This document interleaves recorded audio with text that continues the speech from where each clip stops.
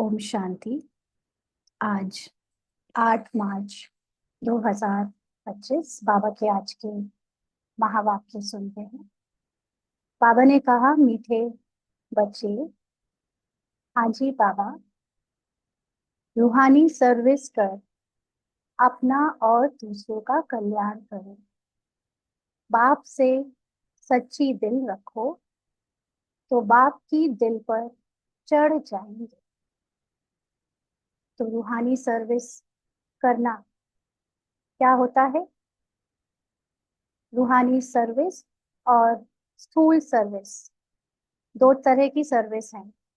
लेकिन स्थूल सर्विस करते हुए भी अगर हम अपने को आत्मा समझकर कार्य कोई भी सेवा करते हैं तो वो भी रूहानी सर्विस बन जाती है, क्योंकि आखिर है तो अपने साकार ही शरीर में। तो साकारी शरीर को तो कुछ ना कुछ करते ही रहना है ड्रामा के पार्ट अनुसार। तो जो भी सेवा हम स्थूल कर रहे हैं, कर्मणा कर रहे हैं, वाचा कर रहे हैं, उसके साथ साथ अपने को आत्मा समझ अपनी संपूर्णता पर टिकना, अपने को और दूसरों को आत्मा के रूप में देखना और सदा आत्मा का चिंतन करके लाइट और माइट फैलाना, ये है रूहानी सर्विस। तो ऐसी सर्विस करके हमें अपना भी और दूसरों का भी कल्याण करना है। और बाप से सच्ची दिल रखो माना हम बाप के पास आए हैं, बाबा ने हमको यहाँ पर अपना बनाया और बच्चा बनाने के खातिर हमको ये जिम्मेदारी सौंपी है कि तुमको अब अपना और विश्व का कल्याण करना है। कैसे? अपनी रूहानियत में टिककर, अपने को आत्माभिमानी बनाकर। तो जो बच्चों का यहाँ पर सच्चा दिल है, माना जो यहाँ वाकई में अपनी आत्मा की उन्नति के लिए आए हुए हैं, उनके लिए वही प्रायोरिटी है। अपने आप को बदलना, अपने सत्य में टिकना, अपने सत्य को पहचानना और बाबा से सच्चा प्यार करना, माना आत्मिक प्यार करना, ये सच्ची दिल रखना होता है ना। बाकी ये सिर्फ सच्चा नहीं है कि हम स्थूल रूप से बाबा को प्यार करते हैं, बाबा के साकार या बाप दादा के रूप में प्यार करते हैं, लेकिन हमारी इच्छाएं हैं कुछ कि हमारा कुछ लौकिक या अलौकिक जीवन की कोई कामना पूरी हो जाए, कोई ड्रामा के अंदर पद, पोजीशन, गरिमा, सेंटर या कुछ भी ऐसी स्थूल कामना हो, है ना, कोई अंदर का आ, पहचान कोई चाहिए। अगर ऐसी दिल से बाबा से प्यार करते हैं, कोई कामना और इच्छा करके प्यार करते हैं, तो वो सच्ची दिल का प्यार नहीं है। सच्ची दिल का प्यार है जिसको सिर्फ और सिर्फ अपनी आत्मोन्नति से मतलब है और जो अपने आत्मोन्नति के लिए कुछ भी कर सकता है। ऐसी सच्ची दिल बाबा से रखने पर बाबा की दिल पर चढ़ जाएंगे, माना जरूर बाबा के समान बन पाएंगे, आत्मोन्नति कर पाएंगे। आज का प्रश्न है, देही अभिमानी बनने की मेहनत कौन कर सकते हैं? देही अभिमानी की निशानियां सुनाओ। तो बाबा के हैं तो सारे ही बच्चे, है ना। बाबा बात कर रहा है बीके से, जो ब्रह्मा कुमार ब्रह्मा कुमारी अपने को कहते हैं। लेकिन उसमें भी ये प्रश्न पूछने की जरूरत बाबा को क्यों पड़ी कि देही अभिमानी बनने की मेहनत कौन कर सकते हैं? क्योंकि बहुत कम बच्चे होते हैं जो वास्तव में यहाँ पर आत्म अभिमानी होने का पुरुषार्थ कर रहे हैं। बाकी ज्ञान से ब्रह्मा कुमार कुमारी बन गए। बाबा ने एक मुरली में शाम को कहा था ना कि इतने में ही खुश नहीं हो जाओ कि ब्रह्मा कुमार कुमारी बन गए, उसकी फिजिकल या स्थूल धारणाओं को पूरा करके ही हम खुश हैं। असलियत में हम यहाँ पर पूरा निराकार के स्वरूप में टिकने आए हैं। तो आत्माभिमानी या देही अभिमानी बनने की मेहनत कौन कर सकते हैं? उनकी निशानियां क्या होंगी? बाबा ने उत्तर दिया, जिनका पढ़ाई से और बाप से अटूट प्यार है वह देही अभिमानी बनने की मेहनत कर सकते हैं। वह शीतल होंगे, किसी से भी अधिक बात नहीं करेंगे। उनका बाप से लव होगा, चलन बड़ी रॉयल होगी। उन्हें नशा रहता कि हमें भगवान पढ़ाते हैं, हम उनके बच्चे हैं। वह सुखदाई होंगे, हर कदम श्रीमत पर उठाएंगे। तो श्रीमत क्या है? बाबा की एक ही सबसे खास मुख्य श्रीमत है, अपने को आत्मा समझ, पार्ट को प्ले करो। तो जो बच्चे अपने को आत्मा समझकर ही पार्ट में आते हैं या पार्ट में आकर आत्मा समझने का पुरुषार्थ करते हैं, वो जो बच्चे पढ़ाई और योग यानी अपनी आत्मा के अनुभव को करने के लिए बाबा से निरंतर अटूट प्यार करते हैं, क्योंकि ये पढ़ाई से ही हमारी योग की अवस्था बनती है। जितना हमें नॉलेज क्लियर होती जाएगी, जितना पढ़ाई की गहराई में जाते जाएंगे, उतना आत्मा का सत्य उजागर होता जाएगा। क्योंकि आत्मा का सत्य मोटा मोटा तो जान लेते हैं, लेकिन उसकी सूक्ष्म बातों को समझकर उसे धारण करना और फिर बाबा को उस सूक्ष्म रूप में अपने साथ अनुभव करना, ये मेहनत है। और वो बहुत थोड़े से बच्चे ऐसा कर पाते हैं, क्योंकि पढ़ाई और बाबा से प्यार होना माना सिर्फ और सिर्फ फिर बाबा में लगन होना। फिर यहाँ पर कोई वो अपना ग्रुप नहीं बनाएंगे, कोई ऐसे संगठन में हर समय अपने को बिजी नहीं रखेंगे, एक दो देहधारियों से या सेवाधारियों से या भाई या बहनों के साथ लगाव नहीं रखेंगे। उनका एकमात्र लगाव बाबा से होगा, और वो साइलेंस में ज्यादा रहेंगे। उनकी कर्मेंद्रियां किसी की बुराई को या कोई भी संसार की चीज को देखने में डूबेगी नहीं। उनकी कर्मेंद्रियां शीतल होंगी, और उनकी चाल बड़ी रॉयल होगी। रॉयल का मतलब ऐसे नहीं कि हर चीज पर अपना इंटरेस्ट लगा रहे हैं, हर चीज को छू रहे हैं अपनी बुद्धि से, हर चीज पर उनको इंटरफेयर करना है, हर चीज हर एक के बारे में जानना है। नहीं, वो बहुत उपराम रहेंगे, बहुत रॉयल रहेंगे। किसी भी चीज को जो आत्मा के सत्य नहीं है, उसको वो अपनी बुद्धि में आने नहीं देंगे। तो जो ऐसे नशे में रहते हैं कि भगवान उन्हें पढ़ा रहे हैं, इसलिए उन्हें अपनी पढ़ाई को बहुत अच्छे से करके अपनी फाइनल डेस्टिनेशन तक पहुंचना है, वो बहुत सुखदाई भी होंगे। और ऐसे बच्चे ही देही अभिमानी बनने की मेहनत कर सकते हैं। ओम शांति। बच्चों को सर्विस समाचार भी सुनना चाहिए। फिर मुख्य मुख्य जो महारथी सर्विसेबल है, उन्हों को राय निकालनी चाहिए।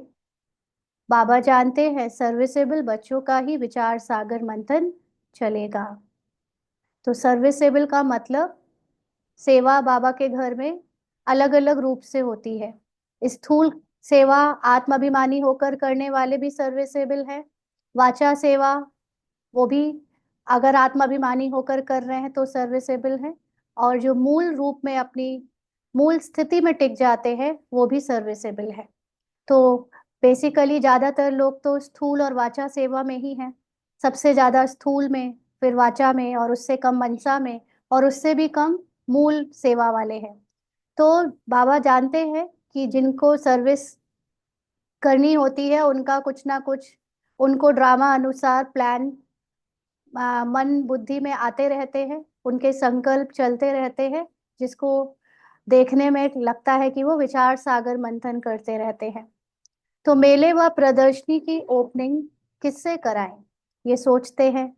क्या क्या पॉइंट सुनानी चाहिए। शंकराचार्य आदि अगर तुम्हारी इस बात को समझ गए, तो कहेंगे कि यहाँ की नॉलेज तो बहुत ऊंची है, इन्हों को पढ़ाने वाला कोई तीखा दिखता है। भगवान पढ़ाते हैं, वह तो मानेंगे नहीं।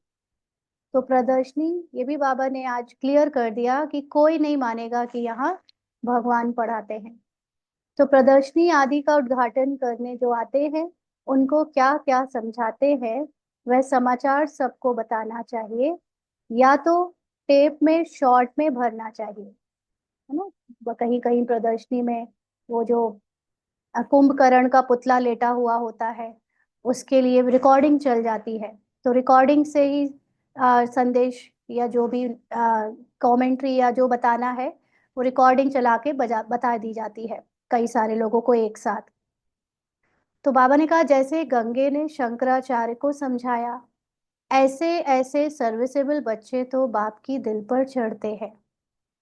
यूं तो स्थूल सर्विस भी है, परंतु बाबा का अटेंशन रूहानी सर्विस पर जाएगा, जो बहुतों का कल्याण करते हैं। अंडरलाइन, ये मुख्य बात है सर्विस के लिए। हम लोग अगर ये समझते हैं कि हम अगर स्थूल सेवाओं में अपना योगदान दे रहे हैं तो मतलब बाबा की ही सेवा है। बाबा कहते हैं वो ठीक है, अच्छी बात है, संसार से हटकर यहाँ पर सेवा कर रहे हैं, लेकिन अगर उस सर्विस में भी रूहानियत नहीं है, अपने को आत्मा समझकर अंतर्मुखी होकर, या तो ज्ञान का चिंतन या बाबा की याद नहीं है, तो फिर वो सर्विस उतनी भारी नहीं है, उतनी वैल्यूएबल नहीं है। मुख्य बात है रूहानी सर्विस। तो रूहानियत में रहना, ये सर्विस सबसे बड़ी सर्विस है। इसलिए बाबा का अटेंशन तो ऐसी सर्विस पर जाएगा जो अपनी को आत्मा समझ कर सर्विस करे, फिर वो कोई भी सर्विस करे।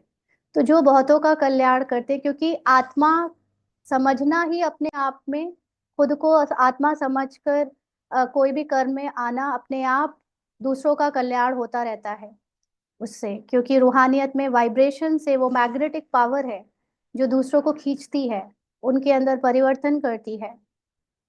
तो बाबा कहते हैं भले कल्याण तो हर बात में है ना। स्थूल भी सेवा कर रहे हैं, उसमें भी कल्याण है।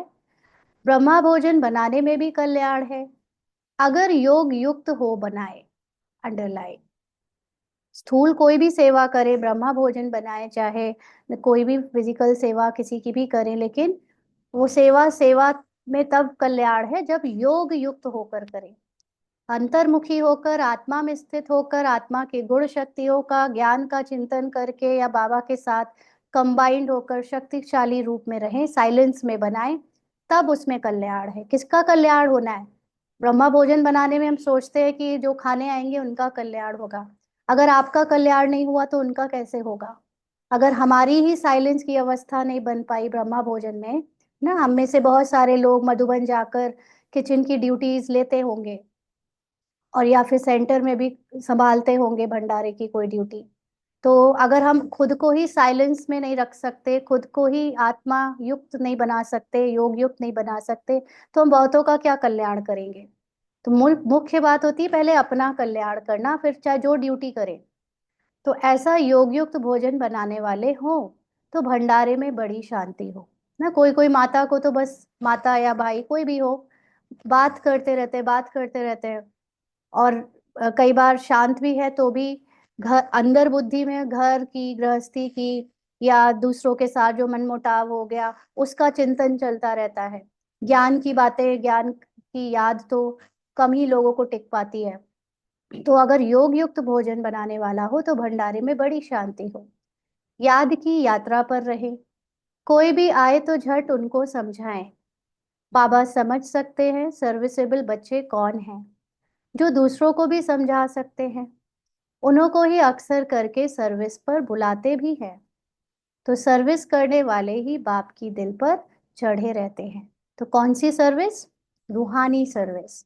जो अपने को आत्मा समझते हैं, ऐसे बच्चे बाबा के दिल पर चढ़ते हैं। स्थूल सेवा तो सब लोग कर लेते हैं, लौकिक अलौकिक सब कर रहे हैं, कोई बड़ी बात नहीं है स्थूल सेवा। लेकिन स्थूल सेवा करते हुए अपने को आत्मा समझना, आत्मा की वाइब्रेशंस, आत्मा के सत्य को याद करना, ज्ञान को हर समय याद करना, बाबा के साथ कंबाइंड समझना, ये सेवा जो करता है वो फिर स्थूल सेवा भी करता है, क्योंकि बिना स्थूल किए तो चलेगा नहीं ना, स्थूल तो कुछ ना कुछ करना ही पड़ेगा। तो उसके साथ साथ अंदर से रूहानियत में रहने वाला बाबा के दिल पर चढ़ता है। बाबा का अटेंशन सारा सर्विसेबल बच्चों तरफ ही जाता है। कई तो सम्मुख मुरली सुनते हुए भी कुछ समझ नहीं सकते ना, बाबा के सामने बैठकर भी कुछ ज्ञान समझ नहीं आता, कईयों को धारणा नहीं होती, क्योंकि आधा कल्प के देह अभिमान की बीमारी बड़ी कड़ी है ना। बहुत सारे, ज्यादातर लोगों को तो ऐसे ही होता है कि जो मुरली सुना रहा है वो दीदी या भाई या बहन ही दिख रहे होते हैं, उनको बाबा दिखता ही नहीं है कि बाबा सुना रहा है। उनको पूरी नजर दृष्टि होती है कि हाँ कोई देहधारी सुना रहा है। तो क्यों? क्योंकि वो 2500 वर्ष से सिर्फ देह को ही लाइव समझा है ना, उसी को जीवित जीवित समझा है। और ज्ञान अगर कोई सुना रहा है तो ये लग रहा है कि वो बहन या भाई ज्ञान सुना रहा है, जबकि ज्ञान तो परमात्मा का है। ज्ञान सुनाने, जब किसी की चिट्ठी पढ़ी जाती है तो जिसने चिट्ठी लिखी होती है वो याद आता है, ना कि चिट्ठी पढ़ के सुनाने वाला ना। कई माताओं को अगर पढ़ना नहीं आता तो पोस्टमैन चिट्ठी लाता है किसी की, तो वो पढ़ के जब सुनाता है तो पोस्टमैन बोल रहा है ऐसे थोड़ी समझा जाता है। ये समझा जाता है कि जिसने लिखी है, जिसने भेजी है, वो बोल रहा है। लेकिन यहाँ पर कई बच्चों को धारणा नहीं होती, अपने को आत्मा नहीं समझते, तो ये समझते हैं कि जो सुना रहा है, जो जिसके द्वारा ये बोला जा रहा है, वो सुना रहा है। तो इसलिए बाबा कहते हैं उनमें देह अभिमान की कड़ी बीमारी है। उसको मिटाने के लिए बहुत थोड़े हैं जो अच्छी रीति पुरुषार्थ करते हैं। मुझे शरीर ना दिखे, शरीर वाला के तरफ ध्यान ना जाए, ऐसा समझने का पुरुषार्थ, अपने को आत्मा समझने का पुरुषार्थ बहुत कम बच्चे करते हैं। बहुतों से देही अभिमानी बनने की मेहनत पहुंचती नहीं है। बाबा देखता है कि बहुतों में आत्माभिमानी होने की मेहनत कईयों से होती नहीं। बाबा समझाते हैं, बच्चे, देही अभिमानी बनना बड़ी मेहनत है। भले कोई चार्ट भी भेज देते हैं, परंतु पूरा नहीं। फिर भी कुछ अटेंशन रहता है ना। चार्ट लिख के भेजते हैं बाबा को, पूरा नहीं का मतलब हर समय हर सेकंड मन बुद्धि कर्म पे अटेंशन नहीं रखते। सिर्फ रात को एक बार लिख दिया, ऐसे भेजते हैं तो वो इनकम्प्लीट चार्ट हुआ ना, क्योंकि आपको रात तक आधी बातें भूल जाएंगी पूरे दिन की।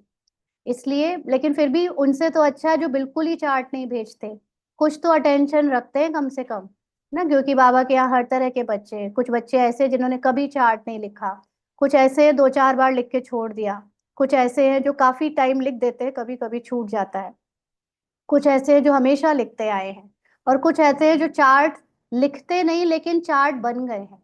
माना अंदर से हर समय बाबा को अटेंशन रख कर बताते रहते हैं अंदर क्या क्या क्या मन बुद्धि संस्कारों पे चल रहा है। तो जो हर समय बताते रहते हैं बाबा को, उनका अटेंशन, सूक्ष्म अटेंशन होने के कारण पूरा तो कोई नहीं दे सकता हर समय हर सेकंड, लेकिन पूरा देने का मतलब ये है कि फिर वो निरंतर याद में ही है।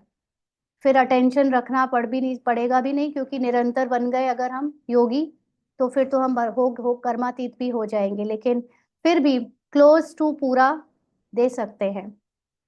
तो देही अभिमानी बनने का अटेंशन बहुतों का कम रहता है।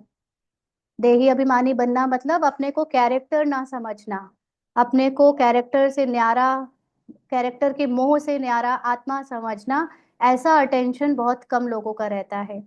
देही अभिमानी बड़े शीतल होंगे ना, उन्हें किसी भी बात पर क्रोध, अहंकार, अभिमान या अपमान की फीलिंग नहीं आएगी, क्योंकि आत्मा को ये सब चीजें तब फील होती है जब वो रोल में डूबा होता है, और रोल के अकॉर्डिंग कुछ किसी ने कह दिया, कर दिया, बोल दिया, तो उसको अपना अपमान या अभिमान होता है, उसको वो समझता है कि मेरा हो गया, इसलिए वो चेहरा बदल जाता है, कर्मेंद्रियों में ऊपर नीचे हलचल आ जाती है।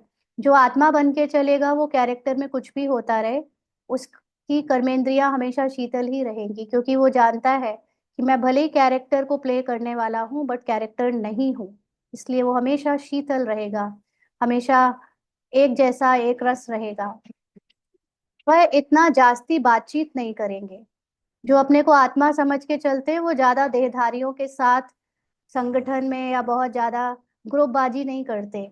वो अकेला रहना पसंद करते हैं, कम बात करना पसंद करते हैं, क्योंकि अंतर्मुखी होकर आत्मा के बारे में ही इतना कुछ है जानने को, महसूस करने को। और बाबा के साथ जो उपराम होकर जो आनंद आता है, वो किसी भी देहधारी के साथ बात करके मजा नहीं आता है ना। इसलिए वो ज्यादा बात नहीं करेंगे। उन्हों का बाप से लव ऐसा होगा जो बात मत पूछो। आत्मा को इतनी खुशी होनी चाहिए जो कभी कोई मनुष्य को ना हो।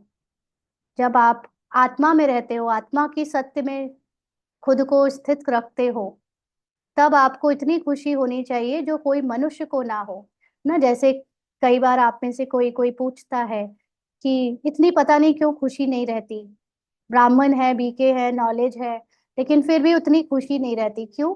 क्योंकि खुद को रोल समझते हैं, कैरेक्टर समझते हैं।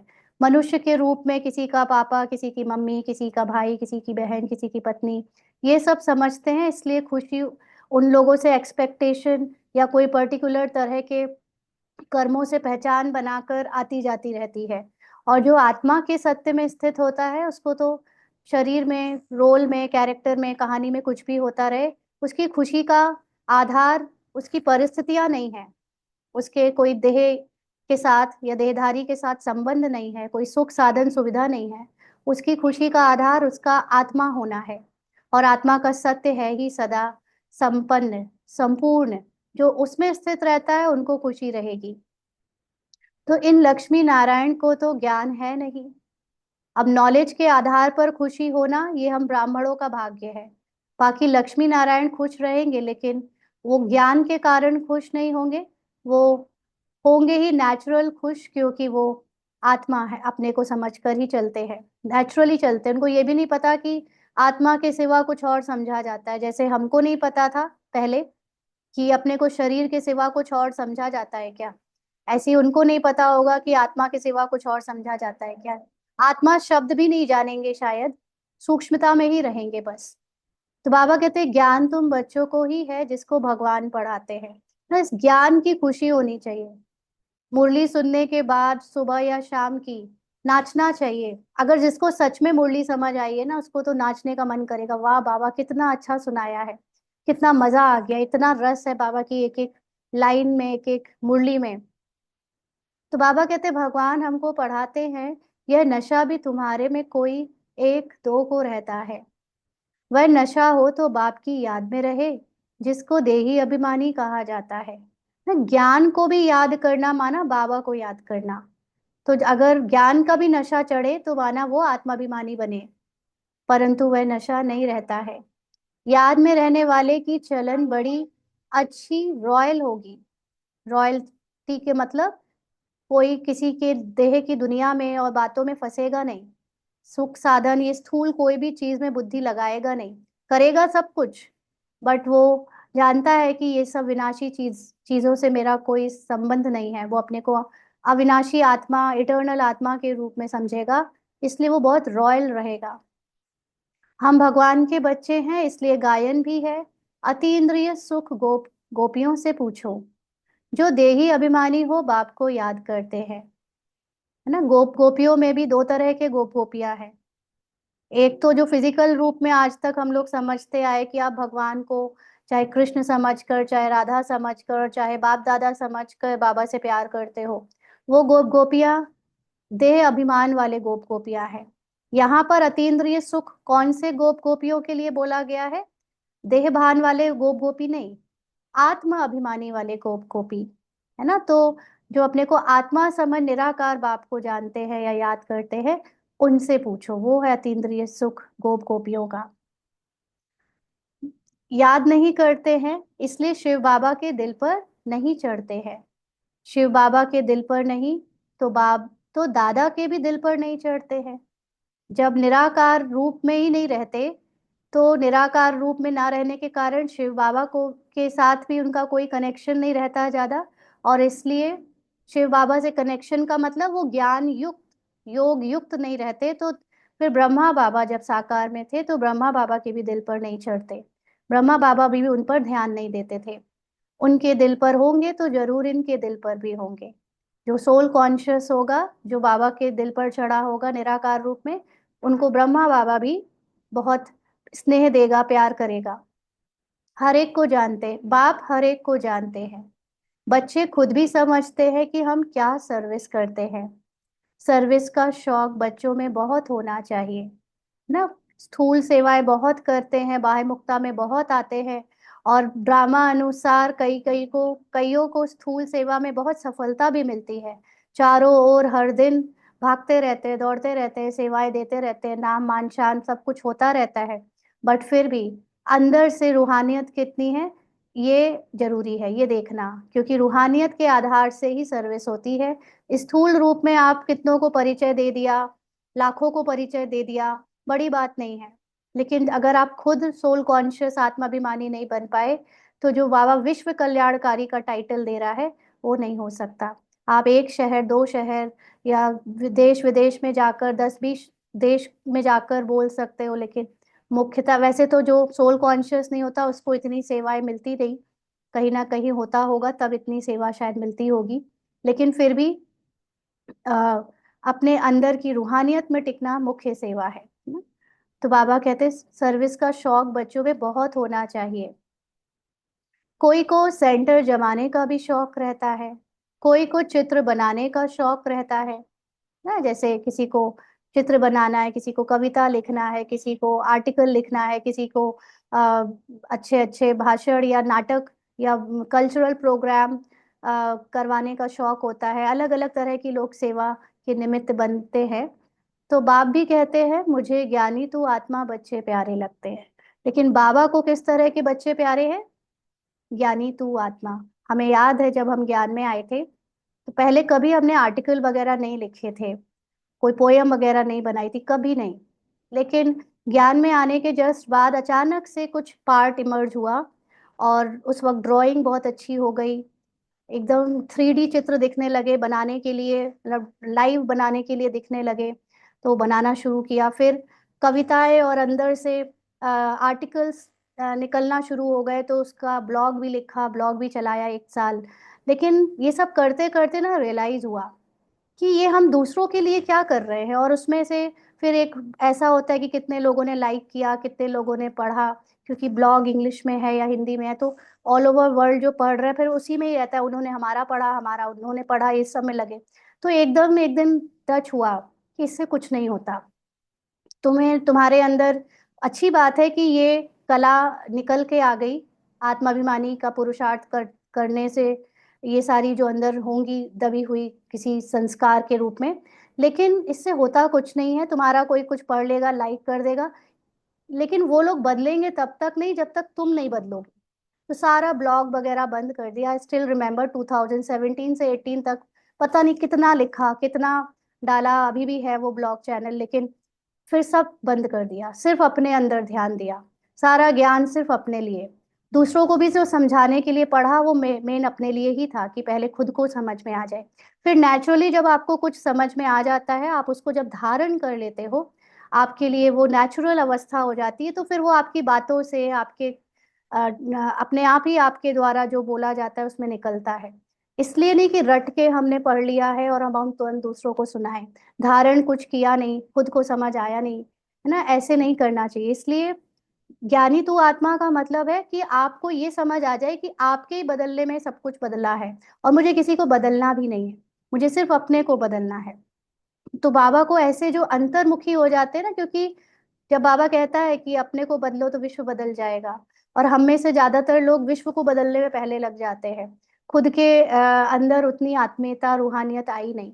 तो इसलिए हमेशा ध्यान रखना है कि हम कोई भी अगर स्थूल सेवा या ऐसे कर रहे हैं तो ध्यान रखो हमारा उसमें कितनी रग जा रही है, उसकी कोई तारीफ कर रहा है कि नहीं, उसको कोई इंपॉर्टेंस दे रहा है कि नहीं। ये सारा माया आ जाती है फिर जब हम कोई ऐसे सेवाएं स्थूल वाली देते हैं ना, चाहे हम कविता लिखें, चाहे हम किसी के लिए गाना लिखें, चाहे हम सुनाएं गाना, चाहे हम कोई भी आपकी कला है, टैलेंट है जो आप वहाँ यूज कर रहे हो, अच्छी बात है, दूसरे लोग आपको पसंद कर रहे हैं आपके लिए। लेकिन क्या हमारी रूहानियत उससे बढ़ रही है? और वो बाह्यमुखता है ना, अपने अंदर चले जाओ। इसने सारी चीजें छोड़ दी, फिर कोई कुछ उसके बाद से कभी कुछ ना लिखा ना कभी, क्योंकि ये सारी चीजें आपको आपके सत्य से दूर करती है। मतलब मुझे नहीं पता सबके लिए, बट अपने लिए तो मुझे यही लगा कि जब पढ़ाई तो पढ़ाई, फिर कोई और इंटरटेनमेंट नहीं, तो पढ़ाई के साथ फिर बाबा जो सेवा करा ले, क्योंकि उन सब चीजों में कहीं ना कहीं देह अभिमान आ जाता है कि मेरी विशेषता है, मेरे उसके लिए लोग तारीफ करें। तो ये अपने एक्सपीरियंस से बता रहे हैं, बाकी सबका अपना अपना है। तो बाबा कहते हैं मुझे ज्ञानी तू आत्मा बच्चे प्यारे लगते हैं, जो बाप की याद में भी रहते हैं और सर्विस करने के लिए भी फतकते रहते हैं ना। अपने आप आत्माभिमानी होंगे तो उन्हें टच होगा कहाँ कहाँ जाना है और कहाँ कहाँ उनसे सेवा ड्रामा कराएगा। कोई तो बिल्कुल ही सर्विस नहीं करते हैं, बाप का कहना भी नहीं मानते हैं। बाप तो जानते हैं ना कहाँ किसको सर्विस करनी चाहिए, परंतु देह अभिमान के कारण अपनी मत पर चलते हैं, तो वह दिल पर नहीं चढ़ते हैं। तो जो सेवाएं करते हैं वो दो तरह के लोग हैं। एक है कि हम अपनी रोल की, पार्ट की विशेषता को देखकर, हमारे अंदर जो विशेषता, भाषण करने की सेवा की विशेषता, मैनेजमेंट करने की सेवा की विशेषता, उसको अपना समझकर उस पर अहंकार करके अपने आप ही यहाँ वहाँ किसी से कनेक्शन बनाकर ना, होता है कि एक सेंटर से दूसरे सेंटर से कनेक्ट कर लिया और फिर हम जा रहे हैं अपनी भाषण करने। एक वो देह अभिमान से हम मत पर चलते हैं। एक होता है जो अपने को आत्माभिमानी रखता है, और वो ये नहीं सोचता मुझे कहाँ जाना है कहाँ नहीं जाना है। उसको अपने आप टच होता है, उसको ड्रामा अपने आप करा लेता है उससे वो सेवा, लेकिन उसका अपना ध्यान आत्मा पर रहता है। जैसे जिसको कहते हैं कि अकर्ता बनकर करता है।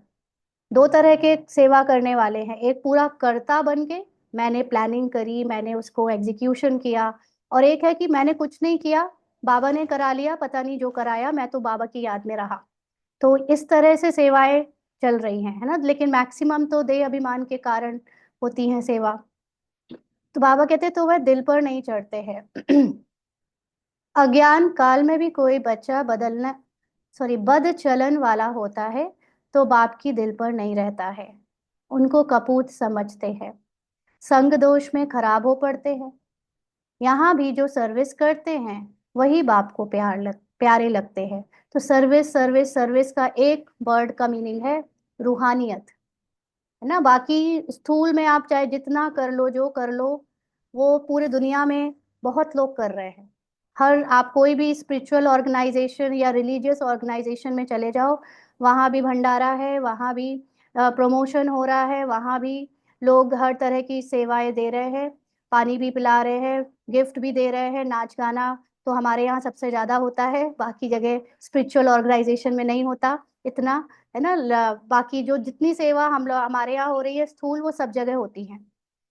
आप पतंजलि देख लो, आप कहीं भी देख लो, लेकिन मुख्य जो हमारे यहाँ होता है, जो कहीं नहीं होता, वो है रूहानियत, आत्मा में रहना। ये वाली सर्विस जो करता है वही बाप को प्यारे लगते हैं। तो जो सर्विस नहीं करते उनको बाप प्यार थोड़े ही करेंगे, समझते हैं तकदीर अनुसार ही पढ़ेंगे, क्योंकि पढ़ाई पे ध्यान नहीं, माना रूहानियत नहीं बन सकती।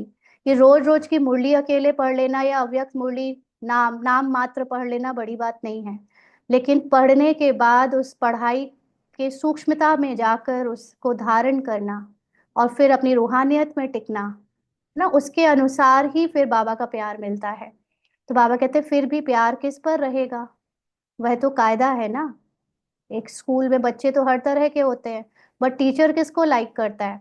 जो स्टूडेंट अच्छे लेबोरियस होते हैं, जो मेहनत करते हैं या जो अच्छे नंबर लाते हैं, उनको टीचर पसंद करता है।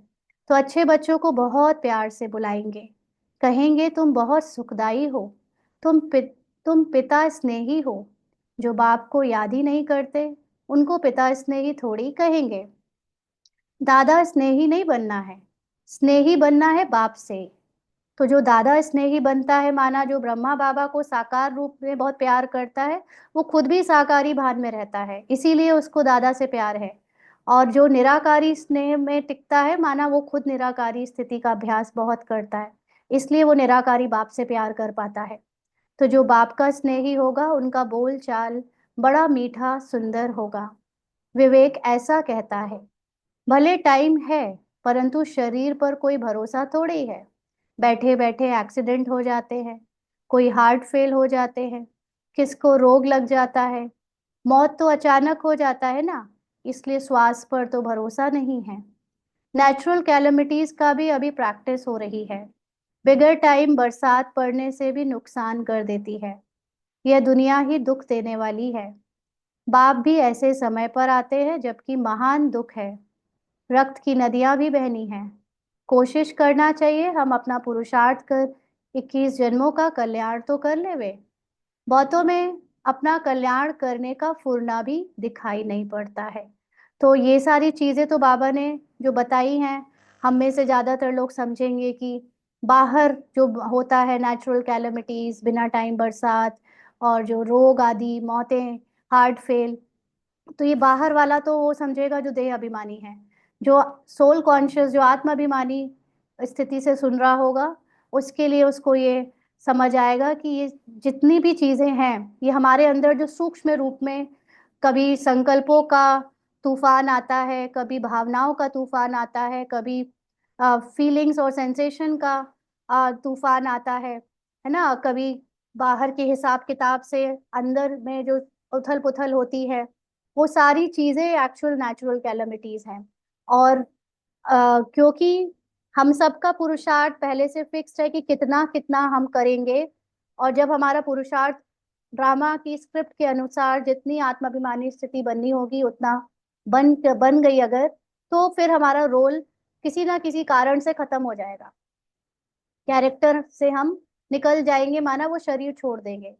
तो वो कारण फिर कुछ भी बनेगा, एक्सीडेंट बने, चाहे बीमारी बने बाहर से, चाहे वॉर बने, चाहे नेचुरल कैलामिटी बने, लेकिन हमारा पुरुषार्थ का टाइम जो पहले से फिक्स्ड है, अगर वो खत्म हुआ तो फिर हमको ये शरीर छोड़कर पुरुषार्थ भी छोड़ना पड़ेगा, और फिर उतना फिक्स हो जाएगा। इसलिए जब तक हम, हो सकता है, कोशिश करें कि ज्यादा से ज्यादा अपने आत्मा में स्थित रहकर पुरुषार्थ को ऊपर ले जाए, बढ़ा ले, ताकि जो 21 जन्मों का कल्याण हमारी आत्माभिमानी स्थिति से हमारा होना है वो मैक्सिमम जन्म तक हो पाए।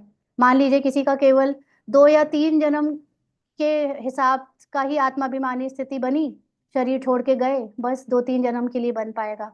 किसी का 10, किसी का 15, किसी का 20, किसी किसी का 21। तो इसलिए हमें जितना समय पुरुषार्थ का मिला है, चाहे 2 साल, चाहे 10 साल, चाहे 20 साल, लेकिन उतने समय में ज्यादा से ज्यादा आत्मा में स्थित रहना चाहिए। तो कोशिश करनी चाहिए कि हम 21 जन्म का पूरा पुरुषार्थ कर लेवे। वो तो फिर ड्रामा अनुसार फिक्स्ड है ही जितना होना है, लेकिन एक 24 घंटे को यूटिलाइज तो कर पाए हम, जितना जिंदा या होश में है उतने में हम कर सकते हैं। तो बाकी बाबा देखते हैं कि बहुतों को तो अपना कल्याण करने का फुर्ना भी नहीं दिखाई देता, माना आत्माभिमानी बनने का, 21 जन्मों के लिए अपनी प्रारब्ध बनाने का उनको कोई शौक नहीं। इसी जन्म में बस हम कुछ प्राप्तियां कर ले, नाम मान शान या स्थूल साधन जोड़ ले, और इसी जन्म में बस सेटल हो जाएं। जैसे नौकरी मिल जाती है ना, बाहर का जैसे करियर होता है कि हमने नौकरी कर ली, घर बार सेटल कर लिया, संतुष्ट हो गए, ऐसी एक करियर यहाँ भी है। कई लोग इसको करियर समझ के जीते हैं कि ब्राह्मण जीवन एक करियर है, यहाँ पर हम बन गए, हमारी नौकरी है एक सेंटर संभालना, सेवा करना, और नाम मान शान हो गया, सुविधाएं उपलब्ध हो गई, बहुत सारे लोग जानने लगे, और एक वेल सेटल्ड लाइफ हो गई, इतने में ही संतुष्ट हो जाते हैं। जैसे नौकरी और स्थूल में घर गृहस्थी वाले हो जाते हैं। लेकिन असलियत में कल्याण तो तब है जब हम अपनी आत्मा में स्थित होकर रूहानियत में रहे। अदरवाइज ये एक जन्म की प्रारब्ध बनेगी, 21 जन्मों में तो बहुत थोड़ा सा या बहुत नीचा पद पा पाएंगे। तो बाबा यहाँ बैठ मुरली चलाते हैं तो भी बुद्धि सर्विसेबल बच्चों की तरफ रहती है। अब शंकराचार्य को प्रदर्शनी में बुलाया है, नहीं तो यह लोग ऐसे कहाँ जाते नहीं हैं, बड़े घमंड से रहते हैं, तो उन्हों को मान भी देना पड़े ना। कोई पंडित, कोई बड़े विद्वान या ऐसे मठ मंडलेश्वर वालों को बुलाओ तो उनका ईगो सेटिस्फाई करना पड़ता है, तब जाकर वो आते हैं वहां पर। तो ऊपर सिंहासन पर बिठाना पड़े, ऐसे नहीं साथ में बैठ सकते हैं, नहीं। रिगार्ड उन्हों को बहुत चाहिए, और ना पूरी एक्टिंग करनी पड़ती है कि हम उनको भक्त बनकर बुला रहे हैं, और फिर पूरा वैसे ही उनको सम्मान भी दे रहे हैं भक्त बनकर, बड़ा झुक झुक कर। अगर ना दो तो वो आएंगे ही नहीं। तो कहीं ना कहीं पे जो लोग निमित्त बनते हैं इन सब की सेवाओं के, उनके अंदर बड़ी निर्माणता होनी चाहिए, तभी वो सेवा कर पाते। इतने बड़े बड़े जो शरीर की दुनिया में, इस फिजिकल वर्ल्ड में जो घमंड वाले पद पोजीशन पे हैं, उनको बाबा का परिचय देने के लिए। तो इसलिए बाबा ने बड़ी युक्ति से सेंटर पे दीदियां भाइयों को रखा है मधुबन में, कि जो बहुत, जिनके रोल में वो नेचुरली बड़ी निर्माणता हो, जिनको रोल में निर्माणता के लिए पुरुषार्थ भी ना करना पड़े। वो कई लोग होते हैं ना कि बचपन से ही बड़े निर्माण होते हैं, उनके उनको विशेषता ही भगवान कैरेक्टर में निर्माणता की देता है। तो उन सबको स्टेज पे आगे रखा जाता है, ताकि ऐसे लोगों की जो, जिनका ईगो सेटिस्फाई करके सेवा करनी है, उनका सेटिस्फाई कर सके। अदरवाइज जो अपनी आत्मा के नशे में है, जो ज्ञान के नशे में है, उसको तो किसी को भाव नहीं देगा, वो तो इन सब से परे रहेगा। उनको अंदर से आएगा ही नहीं कि इनके लिए कुछ ऐसे हम करें, क्योंकि खुद नहीं करते अपने लिए तो दूसरों के लिए भी नहीं करने का समझ होती है ना। तो बाबा कहते हैं उनको तो बड़े सिंहासन पर बैठाना पड़े, ऐसे नहीं साथ में बैठ सकते हैं, नहीं। रिगार्ड उन्हों को बहुत चाहिए। निर्माण हो तो फिर चांदी आदि का सिंहासन भी छोड़ दे। अगर वो लोग निर्माण होते जिनको मान नहीं चाहिए अब, तो वो तो फिर सिंहासन में बैठे ही नहीं। आप देखो कैसे साधारण रहते हैं। जो आत्मा में स्थित रहता है वो निर्माण रहेगा, और वो क्योंकि खुद निर्माण रहता है तो उसके लिए दूसरों को भी उस तरह का अ, सोच पाना बड़ा मुश्किल होता है कि दूसरों को कैसे उनके ईगो सेटिस्फाई करें। तो बाबा जैसे साधारण रहता है, कोई भी जानते नहीं। भगवान इतना साधारण होके रहा, किसी को पता चला नहीं। तुम बच्चों में भी कोई विरले जानते हैं। कितना निरहंकारी बाप है। आत्मा जिसके लिए 3 शब्द बोले जाते हैं, निराकारी, निर्विकारी, निरहंकारी। तो निराकारी स्थिति में है ही नहीं कोई अहंकार। निराकारी स्थिति में तो है ही नहीं शरीर का कोई ईगो, शरीर ही का भान नहीं है तो अहंकार कहाँ से आया। शरीर का भान नहीं है तो विकार कहाँ से आए। अहंकार और विकार ये दोनों चीजें शरीर के साथ जुड़ी है। जब शरीर ही नहीं है तो ये दोनों चीजों की मिसिंग है।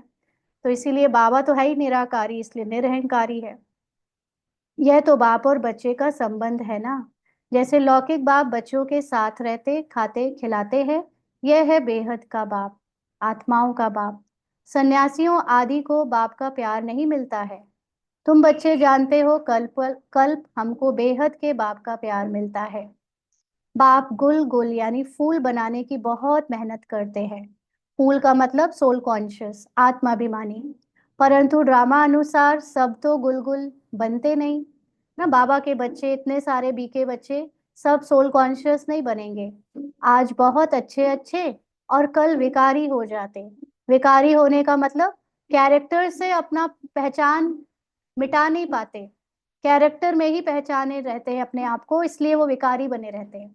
जो कैरेक्टर से पूरा मोह नष्ट कर ले, पूरी तरह न्यारा हो जाए कैरेक्टर में, चाहे जो होता रहे, तब जाकर निर्विकारी बन सकते हैं, जो पूरा निराकारी हो जाए।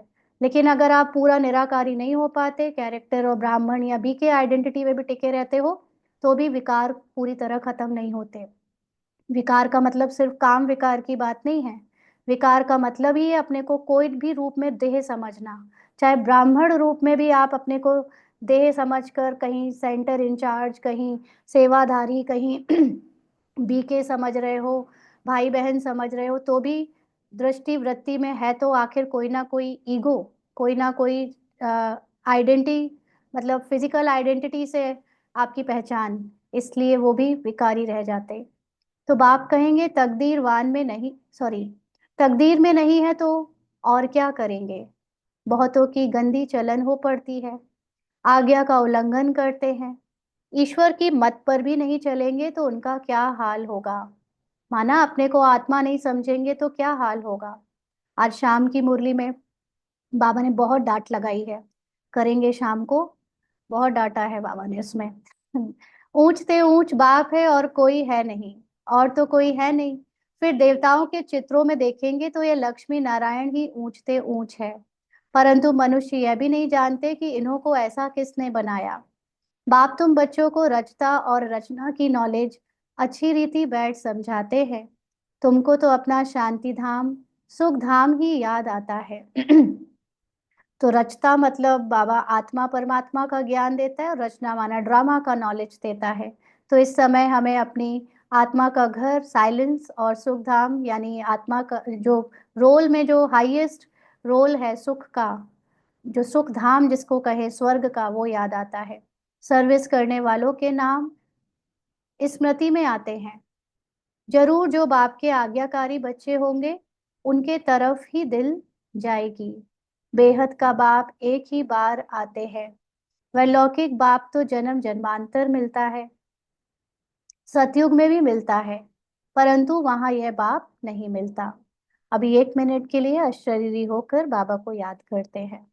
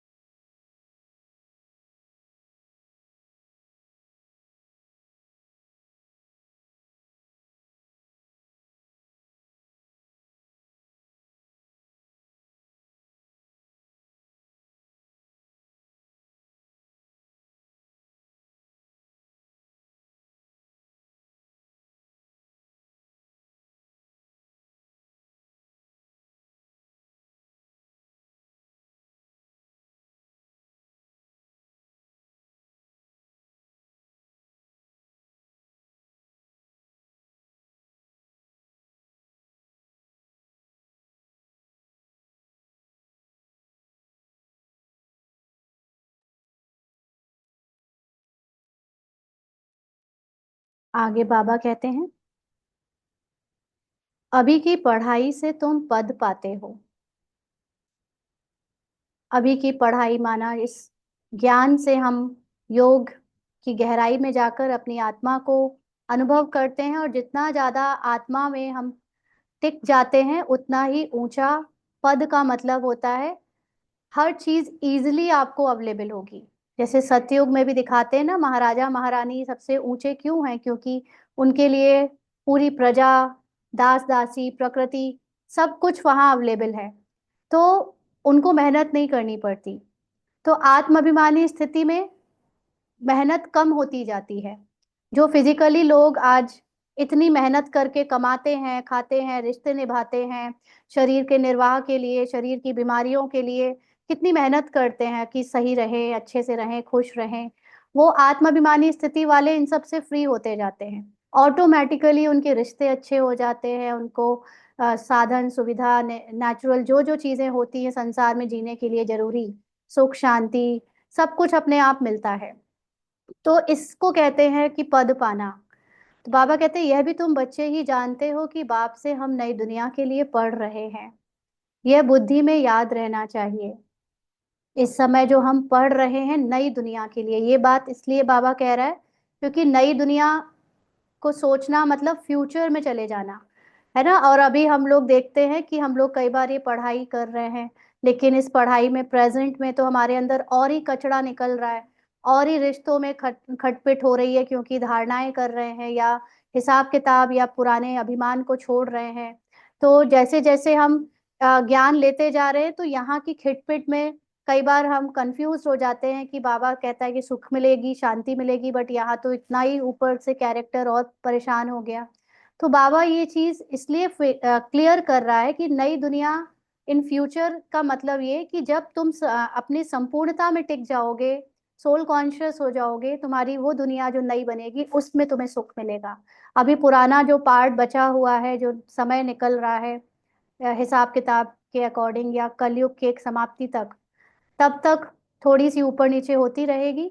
उसमें थोड़ा धैर्य रखना और अपनी आत्माभिमानी स्थिति से नई दुनिया जो हमारी संपूर्णता की है उसको याद कर करके ये वाला समय निकाल देना, उसमें हम अ, विचलित ना हो। तो यह बुद्धि में याद रहना चाहिए। है बहुत सहज, समझो बाबा खेल रहे हैं, अनायास कोई आ जाते हैं, तो बाबा झट वहां ही उनको नॉलेज देने लग पड़ेंगे। बेहद के बाप को जानते हो? बाप आए हैं पुरानी दुनिया को नई बनाने, राजयोग सिखलाते हैं, भारतवासियों को ही सिखलाना है। भारत ही स्वर्ग था जहां इन देवी देवताओं का राज्य था, अभी तो नर्क है ना। भारत का मतलब ही होता है लैंड ऑफ इनलाइटेंड सोल्स। तो जहां पर जब हम सब इनलाइटेंड थे, सोल कॉन्शियस थे, तो भारत स्वर्ग था। हर कोई बहुत ऊंची हाईएस्ट क्वालिटी के मनुष्य थे, या मनुष्य तो बोलेंगे ही नहीं, फिर वो देवता कहलाते हैं। तो बाबा कहते हैं जहां इन देवी देवताओं का राज्य था, अभी तो नर्क है। नर्क से फिर स्वर्ग बाप ही बनाएंगे। ऐसी ऐसी मुख्य बातें याद कर कोई भी आए तो उनको बैठ समझाओ, तो कितना खुश हो जाएं। सिर्फ बोलो बाप आया हुआ है, माना इस समय भगवान का जो सत्य है, ट्रुथ है, वो देने भगवान आया हुआ है। यह वही महाभारत लड़ाई है जो गीता में गाई हुई है। गीता का भगवान आया था, गीता सुनाई थी, किस लिए? मनुष्य को देवता बनाने, यानी धर्म की स्थापना करने, जिसको हम कहते हैं ना धर्म की स्थापना करना। तो धर्म कोई फिजिकल बॉडी की चीज नहीं है। धर्म का मतलब है आत्मा अपने सत्य में टिक जाए। तो अपना सत्य है कि मैं आत्मा हूँ, ना कि मैं फिजिकल कैरेक्टर या मनुष्य हूँ। तो उस सत्य में टिक जाना ही धर्म की स्थापना करना हुआ। और जो सत्य में टिक जाता है वो रोल में फिर देवता बनता है। इसलिए गीता में वो धर्म की स्थापना करना माना देवता बनना, माना आत्माभिमानी बनने के लिए पूरा ज्ञान है। तो बाप सिर्फ कहते हैं मुझ बाप को और वर्षे को याद करो, यह दुख धाम है। इतना बुद्धि में याद रहे तो भी खुशी रहे। हम आत्मा बाबा के साथ जाने वाली हैं शांति धाम, फिर वहां से पार्ट बजाने आएंगे, पहले पहले सुख धाम में। जैसे कॉलेज में पढ़ते हैं तो समझते हैं हम यह पढ़ते हैं फिर यह बनेंगे, बैरिस्टर बनेंगे व पुलिस सुपरिटेंडेंट बनेंगे, इतना पैसा कमाएंगे, खुशी का पारा चढ़ा रहेगा। तुम बच्चों को भी यह खुशी रहनी चाहिए। हम बेहद के बाप से यह वर्षा पाते हैं, फिर हम स्वर्ग में अपने महल बनाएंगे। सारा दिन बुद्धि में यह चिंतन रहे तो खुशी भी हो। अपना और दूसरों का भी कल्याण करें। जिन बच्चों के पास ज्ञान धन है उनका फर्ज है दान करना। जितना ज्ञान हमारे पास आता जा रहा है तो या तो हम मुख से ज्ञान को सुनाएं दूसरों को, या अपनी प्रैक्टिकल लाइफ से दूसरों को ज्ञान का स्वरूप बनकर दान करें, या अपने मूल स्थिति में ज्ञानी तू आत्मा बन, मूल स्थिति से जो लाइट और माइट फैलाई जाती है वो फैलाएं। तो किसी भी रूप में दान करें, बट रूहानियत में रहकर दान करें। अगर धन है, दान नहीं करते हैं, तो उन्हें मनहूस कहा जाता है। उनके पास धन होते भी जैसे कि है, तो जैसे हम यहाँ इतनी रोज सालों से मुरली सुन रहे हैं, लेकिन अगर हम रूहानियत में ना टिके, है ना, अपने आत्मा के अनुभव में ना टिके या दूसरों को ज्ञान ना सुनाए, तो जैसे कि मनहूस हो गए। उनके पास धन होते भी जैसे कि है ही नहीं। धन हो तो दान जरूर करें। अच्छे अच्छे महारथी बच्चे जो हैं वह सदैव बाबा की दिल पर चढ़े रहते हैं। कोई कोई के लिए ख्याल रहता है, यह शायद टूट पड़े। टूट पड़े का मतलब शायद आगे चलकर ज्ञान से बेमुख हो जाए, या फिर बाबा से दूर हो जाएगा, अपने माया के उसमें चला जाएगा दुनिया में वापस। बाबा देखते हैं कि सरकमस्टांस ऐसे हैं। बाबा तो वैसे त्रिकालदर्शी होता है, लेकिन फिर भी कई बार सेवा करते करते भी सेवा का अहंकार आ जाता है, देह का अहंकार आ जाता है, तो वो आगे चलकर टूट जाएगा, अलग हो जाएगा, छूट जाएगा ज्ञान से। ऐसा बाबा देखते हैं। देह का अहंकार बहुत चढ़ा हुआ है, क्योंकि ज्ञान भी अपने आप में एक अहंकार देने का काम करता है। इसीलिए कहते हैं कि जब आप सूक्ष्मता में आते हो तो आपको हर बात बताई नहीं जा सकती। आप मोटा मोटा ज्ञान लेकर रट सकते हो, सुना सकते हो और अहंकार डेवलप कर सकते हो, लेकिन सूक्ष्मता का ज्ञान अगर पता चल जाए तो लोग उसमें भी माया है, उसमें भी सूक्ष्मता के दूसरों के ज्ञान को, एक्सपीरियंस को अपना बना, अपना बोल कर रट कर दूसरों को ये दिखाने के लिए कि मैं सूक्ष्म में हूँ, उसको भी यूज कर सकते हैं। लेकिन असलियत तब समझ आती है जब आपकी वाइब्रेशन से सेवा नहीं होती, जब आपकी अपनी स्थिति अचल अडोल नहीं होती, है ना। इसीलिए बाबा तो सब जानता है कि कौन वाकई में निराकारी स्थिति में स्थित है, कौन रूहानियत में है, और जो नहीं होता है लेकिन ऊपर से वो लगता है महारथी है, या ऊपर से वो बहुत अच्छी सेवा करता हुआ दिख रहा है, तो बाबा सोचते हैं कि देह का अहंकार बहुत चढ़ा हुआ है। कोई भी समय हाथ छोड़ दे और जाकर अपने घर में रहें। भले मुरली बहुत अच्छी चलाते हैं, परंतु देह अभिमान बहुत है। थोड़ा भी बाबा सावधानी देंगे तो झट टूट पड़ेंगे। ऐसे होता है ना किसी किसी को कि इसने देखा है, अनुभव किया है कि कोई बहुत अच्छी सेवाएं कर रहे हैं, कुछ कर रहे हैं, अगर थोड़ा सा भी कोई सावधानी दे दे तो तुरंत आग बबूला हो जाएंगे, दूसरे को कुछ ना कुछ उल्टा सीधा बोलकर गिरा देंगे। तो ऐसे बाबा तो कहता है कि जब बाबा सावधानी देगा तो झट टूट पड़ेंगे, क्योंकि देह अभिमान होता है, तो अंतर्मुखी होकर अपनी अवस्था को नहीं देखते, दूसरों को ब्लेम करते हैं, ज्ञान को ब्लेम करे चाहे दूसरों को ब्लेम करे, तो बाबा देखता है कि झट टूट पड़ेंगे। नहीं तो गायन है, प्यार करो चाहे ठुकराओ। ना बाबा चाहे अपने निमित्त किसी भी बच्चों के द्वारा आपकी परीक्षा ले, अच्छा बोले चाहे बुरा बोले, लेकिन हम बाबा को नहीं छोड़ेंगे, ऐसा होना चाहिए। नहीं तो बाबा कहते हैं, यहाँ बाबा राइट बात करते हैं तो भी गुस्सा चढ़ जाता है। किसी किसी के रिस्पॉन्स में इतना गुस्से भरे कमेंट, गुस्से भरी बातें, गुस्से भरे रिस्पॉन्स या रिएक्शन आने लगते हैं। भले कोई, क्योंकि बाबा डायरेक्ट तो किसी से बात करता नहीं है, बाबा थ्रू मुरली बात करता है या किसी निमित्त के द्वारा कुछ कहलवाता है। तो अगर किसी निमित्त ने कुछ कहा तो सोचते हैं कि उस दीदी ने या उस भाई ने या उस बहन ने कहा, तो उसको उल्टा सीधा उस गुस्सा करके उसके ऊपर चढ़ जाते हैं। जबकि ये पेपर है, ये परीक्षा है बाबा की तरफ से, कि तुम अगर सच में अपनी आत्मा में टिके हो तो तुम्हारे लिए बाबा को ज्ञान से बड़ा कुछ नहीं होना चाहिए, बाबा के घर से, बाबा की सेवा से बड़ा कुछ नहीं होना चाहिए। तो बाबा कहते हैं ऐसे ऐसे बच्चे भी हैं, कोई तो अंदर में बहुत शुक्रिया मानते हैं। जो अपना परिवर्तन लगातार कर रहा है वो तो शुक्रिया करेगा, थैंक यू बाबा, आपने मुझे दिखाया कि मेरे अंदर कितना अहंकार था, कितना ईगो था। अपना ईगो और अपना अहंकार मारने की सबसे ज्यादा जिसको शौक रहता है कि मुझे बाबा बताओ मेरे अंदर कहाँ कहाँ ईगो है, कहाँ कहाँ अहंकार है, वो हर विपरीत परिस्थिति के आने पर शुक्रिया करेगा, थैंक यू आपने दिखाया। क्योंकि इतना ये आसान नहीं होता अपने सूक्ष्म कमजोरियों से अपनी पहचान को मिटाना। वो तो जब परिस्थिति आती है तब पता चलता है कि मेरे अंदर यहाँ ईगो था। कोई अंदर जल मरते हैं, और जो देह अभिमान वाले होंगे वो परिस्थिति या किसी व्यक्ति के कारण जो उन्होंने आपको आईना दिखाया उससे जल मरेंगे। माया का देह अभिमान बहुत है। कई ऐसे भी बच्चे हैं जो मुरली सुनते ही नहीं हैं, और कोई तो मुरली बगैर रह नहीं सकते। मुरली नहीं पढ़ते हैं तो अपना ही हट है। हमारे में तो ज्ञान बहुत है, और कुछ भी, और है कुछ भी नहीं। क्योंकि कई लोग समझते हैं ये जो मोटे मोटे शब्द वाला ज्ञान है ये हम कम से कम 4 बार पढ़ चुके हैं, क्योंकि कोई 40 साल से ज्ञान में है या 20 साल से भी ज्ञान में है, तो हर 5 साल में ये मूल्य रिवाइज होती है। तो किसी किसी को लगता है हम एक एक शब्द जानते हैं बाबा का, पढ़ने की जरूरत नहीं है, क्या कुछ नया थोड़ी है। तो ऐसे लोग से पता चलता है कि वो सूक्ष्मता में गए ही नहीं ना। जो सूक्ष्मता में गया है उसके लिए वो मुरली जितने बार पढ़ेगा उतने बार नए पॉइंट्स निकलेंगे। तो इसका मतलब ज्ञान समझते हैं बहुत है बट है कुछ भी नहीं।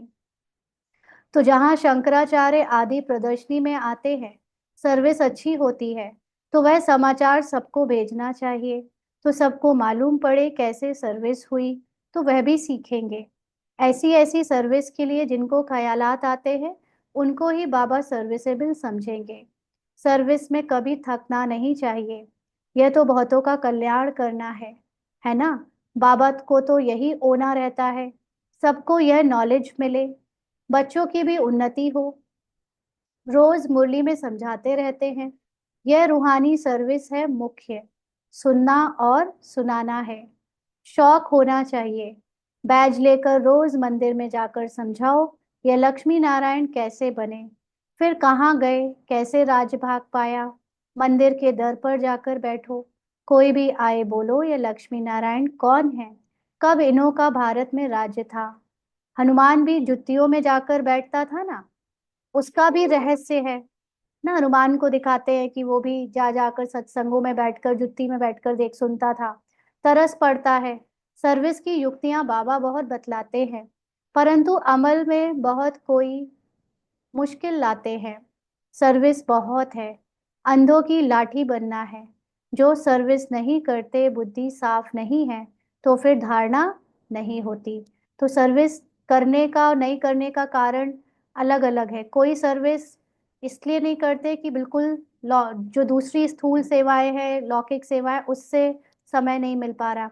कोई सर्विस इसलिए नहीं करते क्योंकि देह अभिमान बहुत है, लोग क्या कहेंगे ना, डर बहुत है कि मैं ज्ञान कैसे समझाऊंगा, कोई कुछ डांट ना दे, कोई कुछ ऐसे क्वेश्चन पूछ ना ले जो मुझे बने नहीं ना। जितना आपसे कोई ऐसे क्वेश्चन पूछता है जो आपको उस समय नहीं बने, तो उसको अपने ईगो पे नहीं लेना चाहिए, उससे अपना मनोबल गिराना नहीं चाहिए। बल्कि आपके पास जो जनरली हमें खुद को क्वेश्चंस हमारी बुद्धि से नहीं उठते, वो अगर कोई दूसरा पूछता है और उस समय भले नहीं बना, अच्छी बात, कोई बात नहीं, लेकिन उस क्वेश्चन का आंसर ढूंढने के लिए फिर आपके अंदर एक पुरुषार्थ चलने लगता है कि मुझे इसका आंसर जानना है, उस भाई ने ये पूछा था, उसका क्या आंसर होगा। तो क्योंकि हमारा सारा पुरुषार्थ का आधार है हमारे अंदर उठे हुए प्रश्न।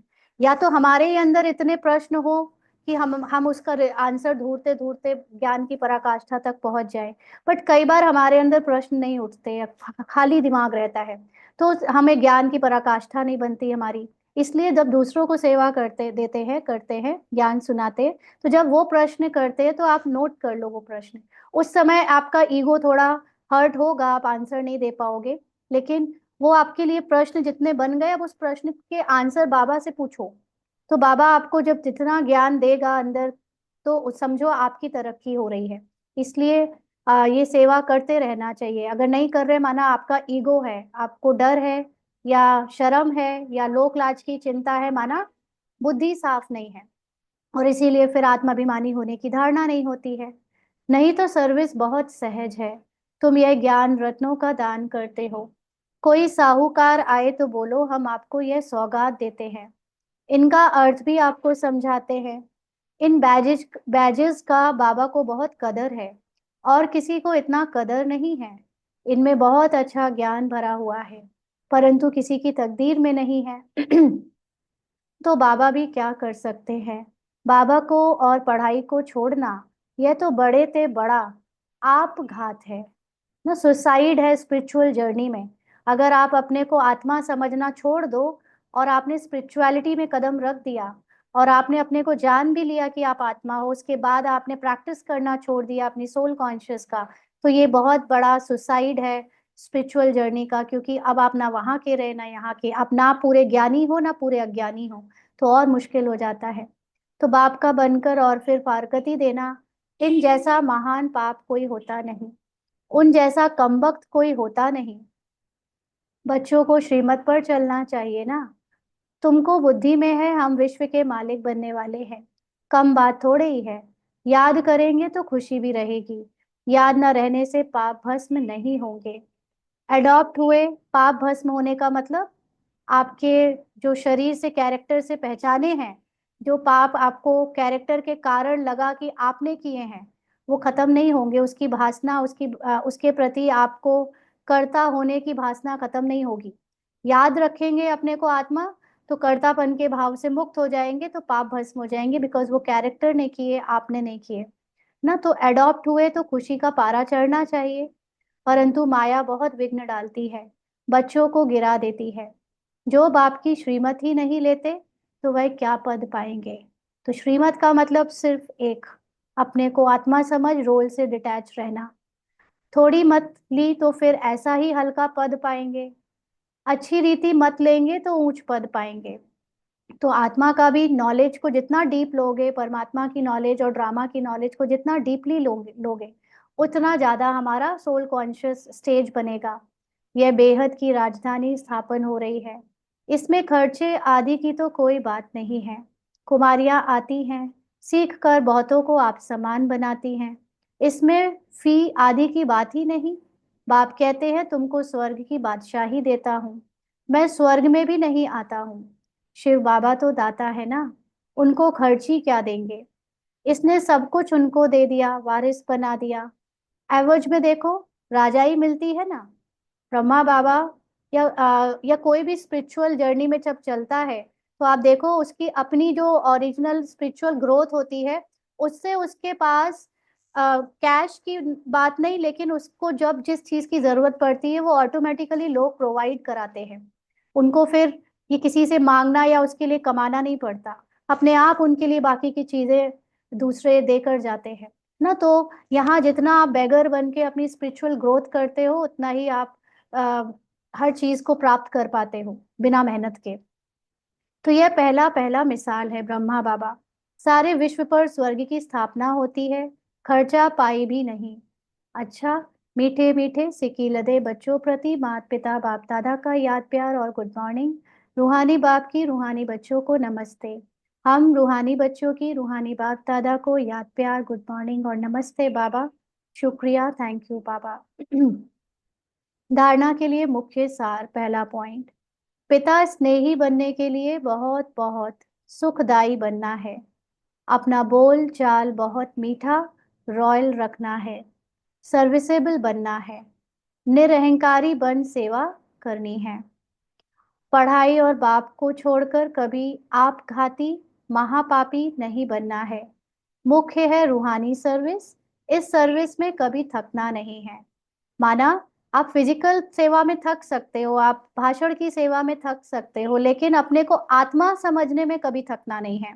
ये अटेंशन रखने में कि मैं कैरेक्टर नहीं आत्मा हूँ, इसमें कभी थकना नहीं है। ये अटेंशन हर समय रखना है, उठते बैठते काम करते और यहाँ तक कि सोते समय भी जितना हो सके सब कॉन्शियस माइंड में ये अटेंशन चला जाए कि जो सपने भी आ रहे हैं, जो जब तक थोड़ा बहुत जो होश की चीजें दिखती है, उसमें भी याद रहे कि मैं आत्मा हूँ, ये सपना नहीं, ये कैरेक्टर नहीं। ज्ञान रत्नों का दान करना है, मनहूस नहीं बनना है। आज का वरदान है, सदा निज धाम और निज स्वरूप की स्मृति से उपराम न्यारे प्यारे भव। सदा निज धाम और निज स्वरूप की स्मृति से उपराम न्यारे प्यारे भव। उपराम होने का मतलब, न्यारे प्यारे और उपराम होने का मतलब ये कैरेक्टर से डिटैच रहना, कैरेक्टर के मोह से डिटैच रहना। तो वो कब हो पाएगा, जब निज धाम, अपनी ओरिजिनल परम स्थिति, स्थिति जो आत्मा का ओरिजिनल घर है, साइलेंस ना, वो सोल वर्ल्ड, उसको याद रखना और अपनी सोल स्वरूप को याद रखना। उससे हम कैरेक्टर से डिटैच और नष्टो मोहा होते जाते हैं। तो निराकारी दुनिया और निराकारी रूप की स्मृति ही सदा न्यारा और प्यारा बना देती है। हम है ही निराकारी दुनिया के निवासी, यहाँ सेवा अर्थ अवतरित हुए हैं। हम इस मृत्यु लोक के नहीं, लेकिन अवतार है। सिर्फ यह छोटी सी बात याद रहे तो उपराम हो जाएंगे। जो अवतार ना समझ खुद को गृहस्थी समझते हैं, तो गृहस्थी की गाड़ी कीचड़ में फंसी रहती है। गृहस्थी है ही बोझ की स्थिति और अवतार बिल्कुल हल्का है। गृहस्थी का मतलब क्या है, कि मैं घर में रहने वाली, वो भी संसार के दुनिया के घर में रहने वाली हूँ। और जो अपने को संसार के दुनिया के घर में रहने वाला समझता है, वो हमेशा बोझ में रहेगा। जो उस निराकारी दुनिया का रहने रहवासी है, वो अपने को यहाँ अवतार समझेगा। तो भले ही हम बाबा का ज्ञान ले रहे हैं, बट आपके अंदर स्मृति क्या है, इस संसार में रहने वाली गृहस्थी की या उस संसार से आने वाली की? तो जिसका जैसी स्मृति, उसका वैसा ही अवस्था रहेगी। अवतार समझने से अपना निजी धाम, निजी स्वरूप याद रहेगा और उपराम हो जाएंगे। स्लोगन है, ब्राह्मण वह है जो शुद्धि और विधि पूर्वक हर कार्य करे। तो लौकिक जीवन में भी ब्राह्मण जिसको कहते हैं कि उनका हर काम बहुत शुद्धि से होता है, ऐसे ही यहाँ पर ब्राह्मण यानी नॉलेजफुल जो है, वो ये अपने आप को हमेशा याद रखेगा। किस बात की नॉलेज, कि वो इस संसार का नहीं है। ये संसार के कीचड़ से अपने को न्यारा रखने के कारण पवित्र रहना माना बुद्धि से किसी की भी कमी, कमजोरी या रोल को नहीं देखना, इसको कहते हैं शुद्धि। और विधि पूर्वक, विधि का मतलब है अपने को आत्मा समझ परमात्मा से कनेक्शन बनाए रखना। तो ब्राह्मण का मतलब जो इस संसार से न्यारा रहे, इस कीचड़ से, पार्ट और रोल से न्यारा रहे और कनेक्शन हमेशा बाबा से जोड़कर रखे, वही ब्राह्मण है। आज के अव्यक्त इशारे हैं, जो निर्माण होता है वही नव निर्माण कर सकता है। शुभ भावना व शुभ कामना का बीज ही है निमित्त भाव और निर्माण भाव। हद का मान नहीं, लेकिन निर्माण। अब अपने जीवन में सत्यता और सभ्यता के संस्कार धारण करो। यदि ना चाहते हुए भी कभी क्रोध या चिड़चिड़ापन आ जाए, तो दिल से कहो मीठा बाबा, तो एक्स्ट्रा मदद मिल जाएगी। तो निर्माण का मतलब, जिसको कभी ना तो अभिमान का पता चले अपने लिए और ना ही कोई कभी उसको अपमानित महसूस करा सके। तो जो ऐसे निराकार आत्मा में स्थित होता है, उसी को हर तरह के अभिमान और अपमान से मुक्ति मिलती है। तो वही नव निर्माण कर सकता है। माना जो दुनिया सोल कॉन्शियस है, जो अभिमान और अपमान से परे की दुनिया है, वही उस दुनिया के फॉर्मेशन में अपना योगदान दे रहा है, क्योंकि वो खुद अभिमान और अपमान से मुक्त रहता है। तो ऐसे जिसके अंदर शुभ भावना और शुभ कामना के संकल्प है, बीज है, जो अपने को इस संसार में इतनी सेवाएं देते हुए भी ये कैरेक्टर का मोह या कैरेक्टर का आ, कर्ता नहीं बनता, निर्मित भाव से वो बिना अभिमान और अपमान के यहाँ पर सिर्फ अच्छी फीलिंग और अपने आत्मिक अवस्था से ही निमित्त बनकर काम कर रहा है, उसको हद का मान नहीं, कि मुझे, मैं ये फला हूँ, मैं बहुत ज्ञानी हूँ, तो मुझे लोगों से कुछ उसके लिए बदले में मिलना चाहिए, लेकिन निर्माण।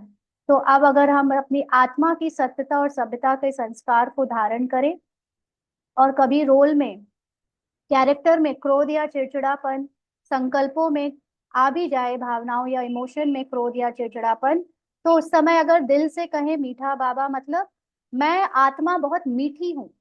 बाबा को मीठा कहना माना अपने को मीठा याद करना, क्योंकि मैं आत्मा भी रियलिटी में बहुत मीठी हूँ।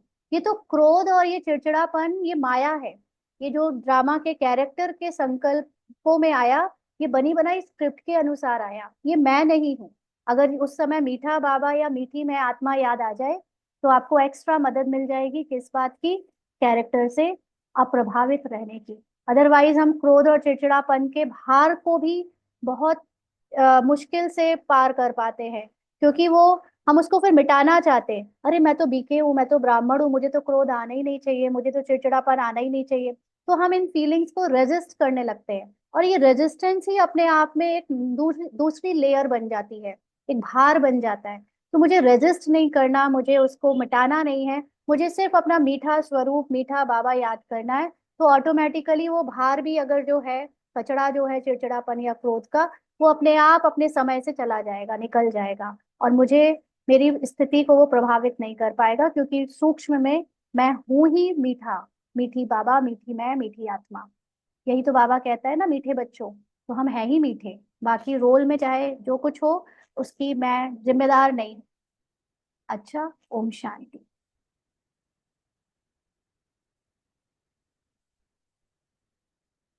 हाँ जी, आज की मूली के पॉइंट सुनाएंगे। ओम शांति। जी गरिमा आज सिस्टर। बाबा ने कहा है कि आप सिर्फ निराकारी दुनिया और निराकारी, आवाज आ रही है? हाँ जी। आज बाबा ने कहा है कि आप निराकारी दुनिया, निराकारी रूप की स्मृति में रहते हो, तो वो आपको न्यारा और प्यारा बना देती है। आप ये सोचो कि आप इस दुनिया में अवतरित हुए हो। सेवा। हाँ, बिल्कुल। जी अंशु ओम सिस्टर। शांति।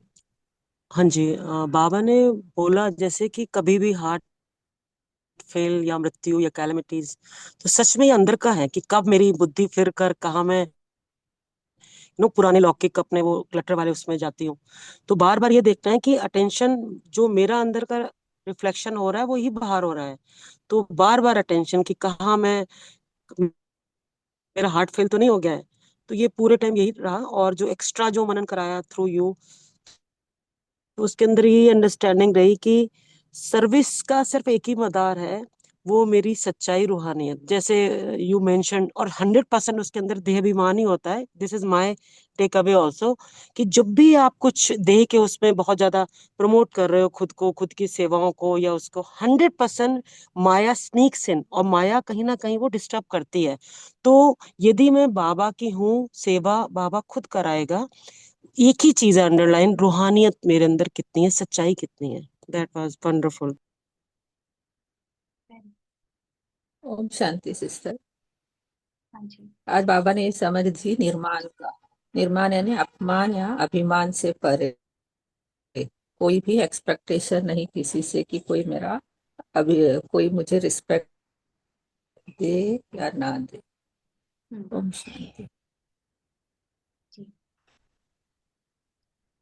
और कोई सुनाएगा?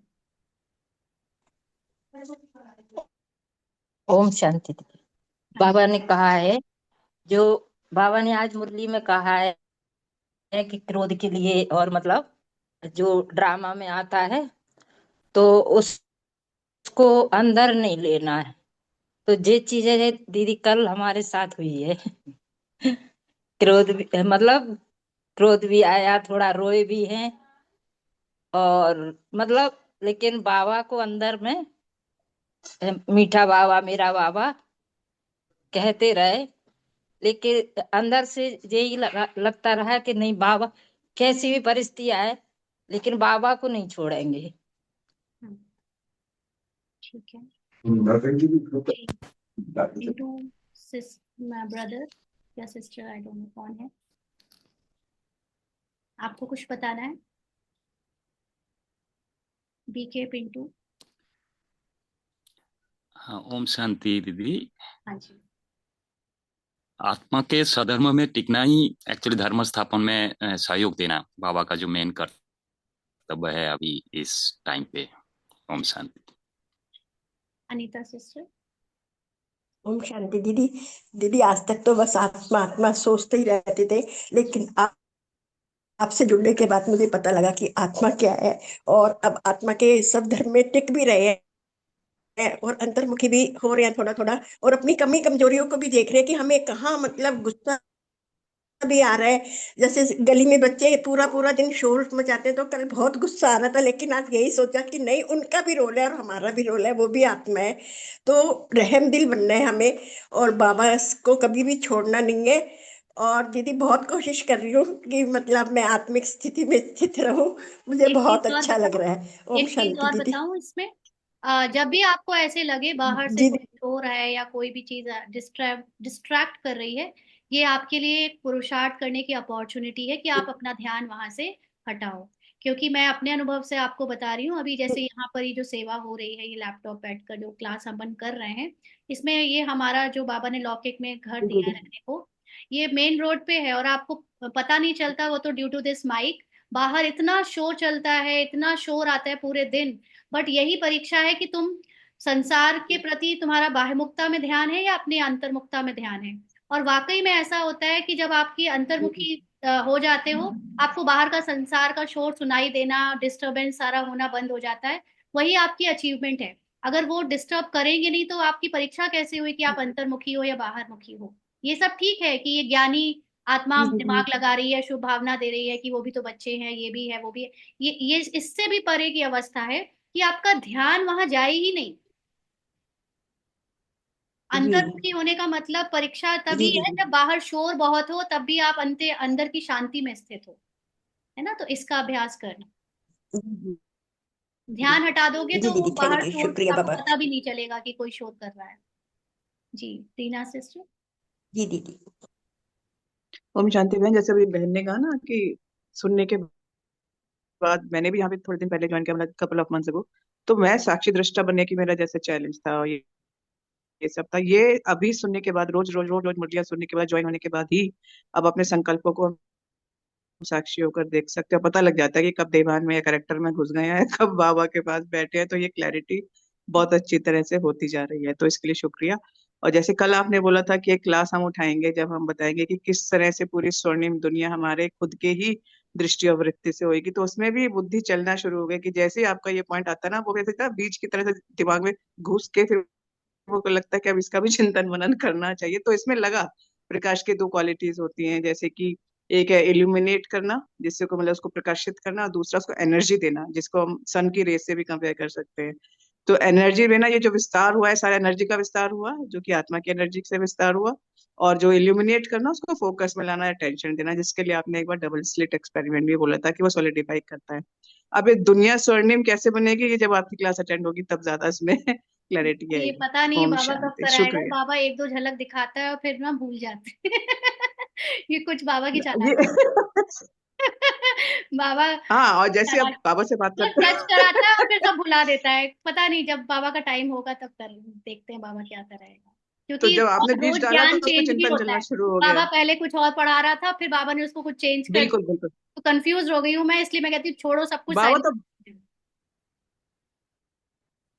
बाबा तो बहुत स्मार्ट है, वो तो कन्नी काट के उधर से निकल जाता है क्योंकि साक्षी दृष्टा है वो तो। हाँ, अभी आप तो लोग समझ और बच्चों को कि कहता हम है लोग डुबकी यहाँ लगाओ, पर जो मिल तो समझ जाएगा रहे नहीं हैं तो। ना, ये भी बहुत टेम्पररी है। हो सकता है ये ज्ञान भी पूरा चेंज हो जाए कल को, कुछ नहीं कह सकते बाबा क्या करता है। जो कल तक जानते थे वो चेंज यस हो यस, गया, आज जो जान रहे हैं वो भी कल को चेंज हो जाए, कुछ नहीं कह सकते। यही बिल्कुल। है ना, पहले इसलिए हम भी परम धाम निमित्त फिजिकली पने का जाते थे, भाव आते बहुत जरूरी है। थे। अगर रूपाली के ऊपर आ गया तब तो बहुत मुश्किल हो बिल्कुल। जाएगी। बाबा बाबा जाने, बाबा जो करते हैं, आप बाबा समझ कर सुनो प्लीज। बाबा जाने जी। ठीक है। नहीं दीदी, ये हमारा जो है ना प्रश्न हमको भी उठता था कि बाबा रोज कहते हैं मैं प्रकाश हूँ, फिर कहते हैं स्वर्णिम दुनिया आ जाएगी, और दुनिया बदलती नहीं है, सृष्टि यही रहती है। तो आपने जब वो कल वाला पॉइंट बोला ना, जब बाबा ने बुलवाया आपके थ्रू, तो बिल्कुल स्ट्राइक कर गया कि हाँ, ये क्लास तो बाबा जरूरी कराएगा। ओम देखते शांति। हैं। हाँ जी, चलिए। हम शांति दीदी, हम आत्मा हैं, जैसे ज्ञान में आए तो हमें पता चला कि हमारा स्वरूप क्या है। और हमारा स्वरूप बिल्ली स्वरूप है, यानी हम आत्मा हैं, और हमें अपना घर और अपने स्वरूप को सदा याद रखना है। जब हम अपने स्वरूप को और अपने घर को याद रहेंगे तो इस दुनिया से न्यारे और प्यारे हो जाएंगे, है ना। तो यही बात सारा दिन अभ्यास में लानी है। ओम शांति एक्चुअली दीदी। गे पे मत ले जाइए पुरुषार्थ को, कोई भी अपने पुरुषार्थ को ऐसे नहीं ले जाओ कि हो जाएंगे। अभी अगर हम सब लोग इस चीज को पकड़ लेना कि हमें प्रेजेंट में अपने को मानना है कि हम न्यारे हैं ही, आत्मा है ही कैरेक्टर से न्यारी, प्रेजेंट में लेकर चलो, और हर समय प्रेजेंट में ही मानो कि मैं अभी न्यारी हूँ, मैं अपनी न्यारी हूँ, मैं न्यारी हूँ, यही मेरी सत्यता है, तब पहुंचेंगे फाइनल डेस्टिनेशन तक। क्योंकि अगर हमने अभी को ही फ्यूचर में ले गए तो फिर फ्यूचर तो कभी आता ही नहीं है। इसलिए एट दिस मोमेंट मान के चलो, मैं आत्मा एक्चुअली मैं कैरेक्टर से न्यारी हूँ, यही तो ट्रुथ है ना। तो ये मान बोलते रहो, अपने आप को याद दिलाते रहो, तो फाइनल डेस्टिनेशन तक भी हम कंप्लीट न्यारे प्रेजेंट में अपने को अनुभव भी मैं कर। हूँ ही आत्मा, मैं हूँ ही परम धाम की वासी, है ना दीदी? ऐसे बिल्कुल, और मैं हूँ ही न्यारी, मैं सारा दिन कैरेक्टर अभ्यास हूँ करें। ही नहीं, मैं है ना, कैरेक्टर हूँ मैं ही हूँ ही नहीं। न्यारी। बिल्कुल। जी लक्ष्मी सिस्टर। हाँ जी, ठीक है। कैरेक्टर को भूलना है और बाकी अपने कैरेक्टर को घर को भूलना और नहीं है, अपने कैरेक्टर को सिर्फ स्वरूप को याद देखना रखना। है होते हुए, कैरेक्टर में डूबना नहीं है। मतलब कैरेक्टर में अच्छा, जो कुछ चल रहा है, कैरेक्टर ठीक। में भी गुस्सा भी आया, चिड़चिड़ापन भी आया, या अच्छा भी किया, कुछ बुरा भी किया, दोनों ही मैं नहीं हूँ। अपने आपको किरण नहीं समझना है, खुद को हर हालत में किरण को अपने से अलग समझकर चलना है। ठीक है, जी दीदी, आत्मा किरण नहीं जी है। दीदी, बहुत बहुत हाँ जी। शुक्रिया। जी दीदी, शुक्रिया दीदी, बहुत बहुत शुक्रिया। दीदी, thank you ma'am. Om Shanti दीदी। हाँ जी। दीदी, आज बाबा ने कहा है कि ब्राह्मण वो है जो अपना हर काम विधि पूर्वक और शुद्धि से करे। जैसे ब्राह्मण हम दुनिया में तो देखते हैं ना, पहले तिलक करते हैं, फिर धागा बांधते हैं, लेकिन वो तो बस नाम का कर देते हैं। मतलब बाबा ने ये बताया कि हम ब्राह्मण सबसे पहले खुद को टिकाएं और सामने वाले को भी आत्मा देख के हर काम करें। बिल्कुल। और वो भी आत्मा, ऐसी आत्मा कि उसका ना प्रेजेंट है ना फ्यूचर है। क्योंकि जब हम किसी को आत्मा तो देख लेते हैं, फिर तुरंत याद आता है इस कैरेक्टर से ना मेरी 1 साल पहले लड़ाई हुई थी, और ये पता नहीं इस बार क्या बोलेगी। तो अगर हम थोड़ा सा भी किसी के पास्ट को, उसके कैरेक्टर को याद करके प्रेजेंट में ट्रीट करते हैं या उसके बारे में संकल्प करते हैं, तो वो शुद्धि नहीं हुई। शुद्धि का मतलब है मैं जैसे कि हर किसी से फर्स्ट टाइम मिल रही हूँ, मैं उसका ना कुछ प्रेजेंट जानती हूँ, ना पास्ट जानती हूँ, ना फ्यूचर जानती हूँ, एकदम न्यूनेस के साथ हर आत्मा को देखना, उसके जी जी, ये कैरेक्टर को शुद्धि बिल्कुल मुझे आप ठीक क्लियर करना है। हुई है, ये चीज विधि तो समझ में आ गई थी, शुद्धि आपने अभी क्लियर करी कि मतलब उसके लिए अंदर कोई अगला पिछला कोई मैल ना हो कि मैंने इसके हाँ साथ ऐसे, इसने हाँ, मेरे साथ ऐसे। ये प्रैक्टिस हम तो ये सबको शुद्धि हो करनी गई, ठीक है। है। हाँ। ठीक है। और किसी को सुनाना है? ओम शांति बहन जी। हाँ जी। मैं सुधा बोल रही हूँ बेंगलुरु से। अभी क्लास खत्म करके मैं अभी कल से शुरू किया, तो अब तक क्लास बहुत अच्छा है, क्योंकि बाबा बहुत अच्छा, क्योंकि मैं आई वाज जस्ट डूइंग, मैं कैरेक्टर के साथ ही मैं योग कर रही थी, कुछ भी नहीं लग रहा था। तो अब तक क्लास लेने के बाद मुझे इतना अच्छा लग रहा है कैरेक्टर को कैसे सेपरेट करना। और अभी भी आपने बोला ना कि खुद की कैसे करना, तो इतना अच्छा लग रहा है। आप अभी बोल रहे थे कि कल क्या करेंगे बाबा, और कुछ चेंज करेंगे, तो इतना अच्छा लग रहा है। क्या क्या पार्ट में ओपन होगा, कितना I am feeling so happy and so thankful. And I wanted to tell one personal thing. Can I call you, Benji? Can I call you sister on the phone if you give the permission or if you give the number? Sorry, अभी आपने क्या बोला? मुझे last की लाइनें सुनाई नहीं दी, आपका आवाज बहुत स्लो आ रहा है। Yeah, I have a personal contact number?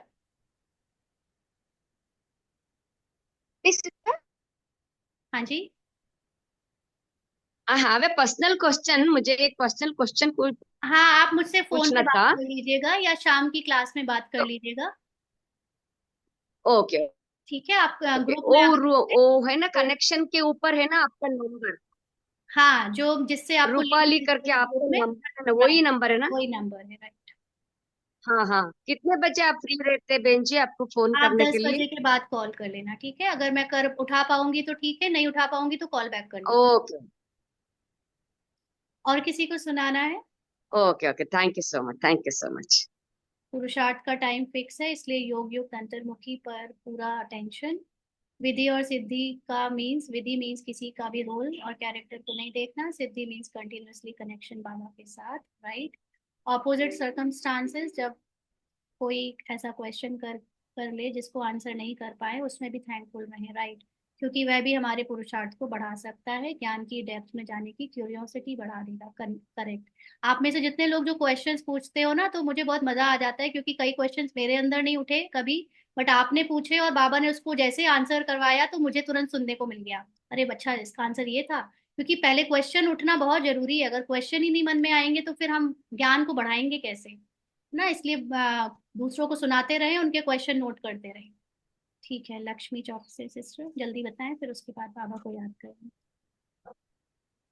Om Shanti दीदी। आज बाबा ने बोला है कि रूहानी सर्विस कर अपना और दूसरों का कल्याण करना है, और बाबा से अगर सच्चा प्रेम है तो देही अभिमानी बनकर रहेंगे। ओम शांति दीदी। ठीक है, सारे विश्व पर स्वर्ग की स्थापना और खर्चा कुछ भी नहीं। राइट, चलिए बाबा को याद करते हैं। Thank you.